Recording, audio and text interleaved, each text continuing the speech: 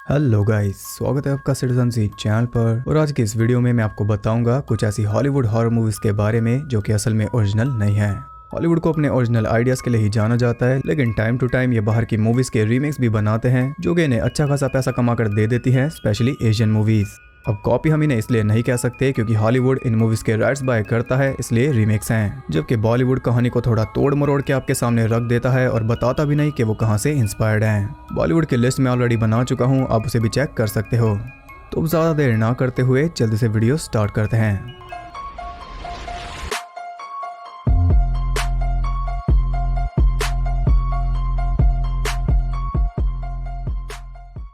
The ring 2002 में आई ये movie सबसे ज्यादा खास है क्योंकि कईयों ने हॉरर का सफर इसी मूवी से शुरू किया था और ये मूवी बहुत इम्पैक्टफुल भी है।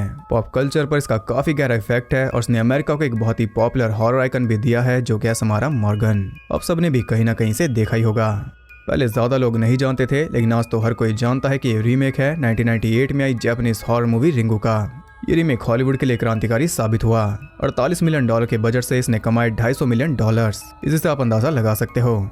आज ये एक कल्ट क्लासिक है और इसके बाद इसके सीक्वल्स भी आए, लेकिन मेन बात जो आपको पता होनी चाहिए वो ये कि यहीं से एशियन हॉरर रीमेक्स की झड़ी लगना शुरू हुई। द रिंग ने ही बाकियों के लिए रास्ता बनाया, सिर्फ हॉलीवुड में नहीं बल्कि वर्ल्ड वाइड।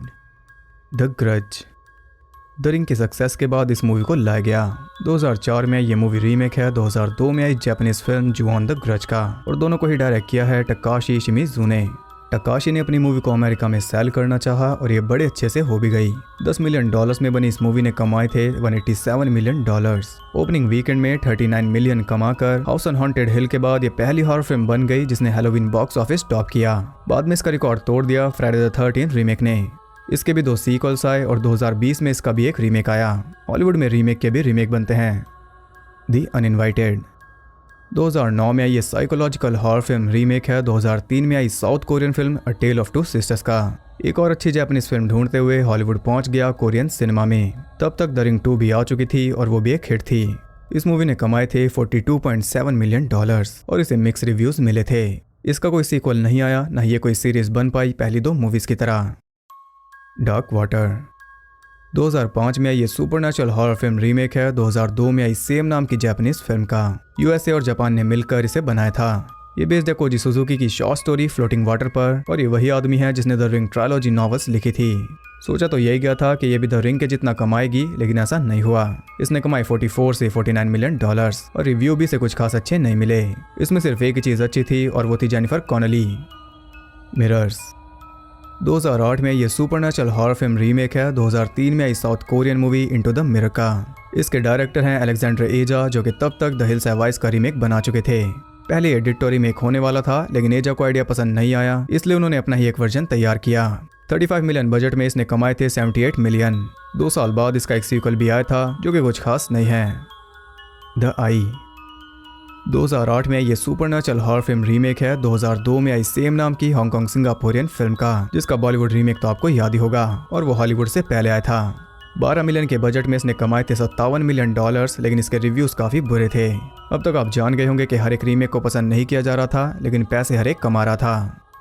द एको 2008 में कई रीमेक्स आए थे और ये भी उनमें से एक है। ये सुपरनैचुरल हॉरर फिल्म रीमेक है 2004 में आई फिलिपिनो फिल्म सिगो का, और दोनों के ही डायरेक्टर हैं येम लारेनस। 5 मिलियन के बजट में इसने कमाए थे 1.5 मिलियन क्योंकि ये थिएटर में रिलीज नहीं हुई थी और शायद ऑडियंस रीमेक से पकती जा रही थी। वन मिस कॉल 2008 में आया एक और रीमेक। ये सुपरनैचुरल हॉरर फिल्म रीमेक है 2003 में आई सेम नाम की जापानीज फिल्म का, और ये को प्रोडक्शन थी यूएस, यूके, जापान और जर्मनी के बीच। 20 मिलियन लगाकर इसने कमाए थे $45 मिलियन, यानी कि पैसा तो इसने कमा लिया था, लेकिन ऑडियंस ने इसे बहुत बुरी तरह धोया। इसे वर्स्ट जापानीज हॉरर रीमेक कहा जाता है, ये बात याद रखना, और ये भी कि 2008 तक ये रीमेक्स बिल्कुल घिस चुके थे। शटर एक और रीमेक जो कि आया था 2008 में। यह हॉरर फिल्म रीमेक है 2004 में आई सेम नाम की थाई फिल्म का। बॉलीवुड में भी इसका रीमेक मौजूद है। इसे मार्केट किया गया था द रिंग और द ग्रज के नाम से, इसलिए 8 मिलियन के बजट में इसने कमाए थे 48 मिलियन, लेकिन हालत इसकी भी वही थी। इसे भी बहुत बुरा रिस्पांस मिला था। 13 सिंस 2014 में ये हॉरर थ्रिलर रीमेक है 2006 में आई थाई कॉमेडी हॉरर फिल्म 13 बीलड का, और ये मूवी बाकियों से एकदम अलग है जो कि अब तक सुपरनैचुरल थी। इसमें ब्लम हाउस भी इन्वॉल्व था, फिर भी यूएस और कनाडा में इसने कमाए थे $13,809 अपने नाम की तरह। बजट इसका 4 मिलियन था और $8,26,000 ये कमा पाई। पल्स 2006 में आई ये हॉरर फिल्म रीमेक है 2001 में आई जापानीज हॉरर फिल्म कायरो का। खास बात यह है कि इसके राइटर थे वेस क्रेवन। 20 मिलियन के बजट में इसने कमाए थे 30 मिलियन, जो कि बिल्कुल भी अच्छा नहीं माना जाता। इसके बावजूद भी इसके 2 सीक्वल्स भी आए थे। ये सीरीज बहुत ज़्यादा अंडररेटेड है, इसके बारे में ज़रा भी बात नहीं होती। मार्टर्स एशियन रीमेक्स तो बहुत हो गए, अब थोड़ा बाहर भी चलते हैं। 2015 में आई ये हॉरर फिल्म रीमेक है 2008 में आई सेम नाम की फ्रेंच फिल्म का, और ये उसके आसपास भी नहीं है। इसने कमाए थे $4 लाख। फ्रेंच मूवी बहुत ज़्यादा डिस्टर्बिंग है, लेकिन अगर आप देखना ही चाहते हो तो मैं आपको रिकमेंड करूंगा वही मूवी, इसे आप मत देखना। लेट मी इन 2010 में ये romantic horror film Matt Reeves ने बनाई थी, जो कि आने वाली द बैटमैन के भी डायरेक्टर हैं। ये रीमेक है 2008 में आई Swedish film let the right one in का। 20 मिलियन से इसने कमाए थे 24 मिलियन। मैं फिर से आपको स्वीडिश वर्जन ही रिकमेंड करूंगा क्योंकि इसके ऊपर वीडियो आएगी। क्वारंटीन 2008 में ये found footage horror film remake है 2007 में आई स्पेनिश फिल्म रैक का, और रैक इससे काफी ज्यादा बेहतर है। 12 मिलियन के बजट में इसने कमाए थे $41 मिलियन। इसका एक सीक्वल भी आया था, जबकि रैक की तो पूरी सीरीज है। देखना चाहते हो तो रैक देखना। इसके ऊपर मैंने वीडियो भी बनाई थी, लेकिन वो शुरुआती वीडियो है तो उसकी क्वालिटी ऐसी नहीं होगी। नाइट वॉच ये क्लासिक मूवी है। 1997 में ये हॉरर थ्रिलर रीमेक है। 1994 में आई डैनिश फिल्म नेटिव एक्टन का, और दोनों के डायरेक्टर सेम है। 10 मिलियन के बजट में इसने कमाए थे 1.1 मिलियन, यानी कि फ्लॉप। हॉलीवुड में फॉरेन फिल्म्स का बहुत ज़्यादा क्रेज है। Danish, Spanish, French, Japanese, Korean, इनके रीमेक्स आपको आम ही देखने को मिलेंगे। हाल ही का सबसे पॉपुलर एग्जांपल होगा the last train to New York, जो कि रीमेक है world wide popular movie train to Busan का। अब प्रॉब्लम यह है कि जब ये रीमेक बनना शुरू हुआ था तब ट्रेन टू बुसान इतनी पॉपुलर नहीं थी। इंडिया में लोग जानने लगे थे, लेकिन अमेरिकन ऑडियंस को इसके बारे में नहीं पता था, और इसी बात को ध्यान में रखते हुए ये रीमेक बनाया जा रहा था। लेकिन दुर्भाग्य से इन 2 सालों में पैंडेमिक की वजह से हर एक मूवी लवर ने इसे देख लिया।